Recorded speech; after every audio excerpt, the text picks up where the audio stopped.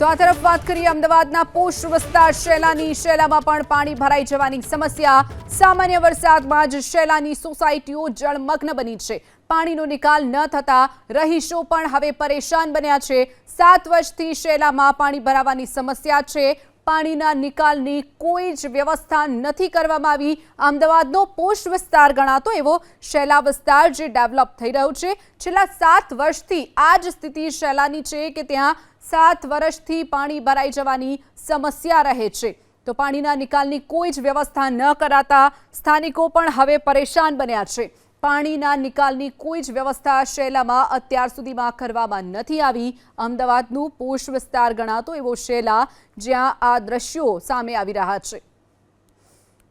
અમદાવાદ શહેરમાં પડેલા વરસાદમાં અમદાવાદનો પૂર્વ વિસ્તાર હોય કે પછી પશ્ચિમ વિસ્તાર હોય, તમામ જગ્યાએ પાણી ભરાવાની જે સમસ્યા છે તે ઊભી થઈ છે। અત્યારે અમે લોકો આવી ગયા છે અમદાવાદના શેલા વિસ્તારમાં અને આપ જોઈ રહ્યા છો કે અહીંયા આગળ પાણી ભરાવાની જે સમસ્યા છે તે છેલ્લા 7 વર્ષથી જોવા મળી રહી છે।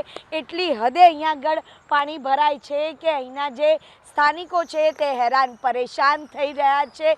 એક તરફને આખો રસ્તો છે તે જળમગ્ન થઈ ગયો છે, જેના કારણે અહીંના જે સ્થાનિકોને પારેવાર મુશ્કેલીનો જે સામનો છે તે કરવો પડી રહ્યો છે।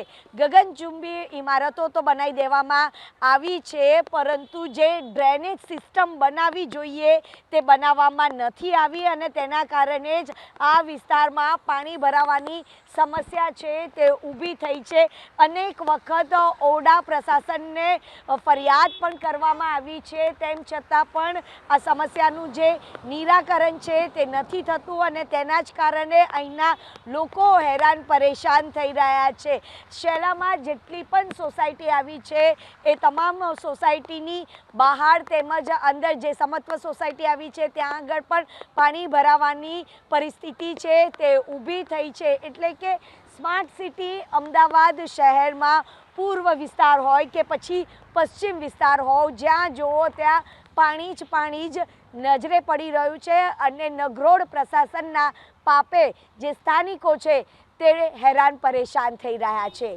કેમેરામેન કૃણાલ ભાવસાર સાથે રાજલ બારોટ, ABP અસ્મિતા, અમદાવાદ।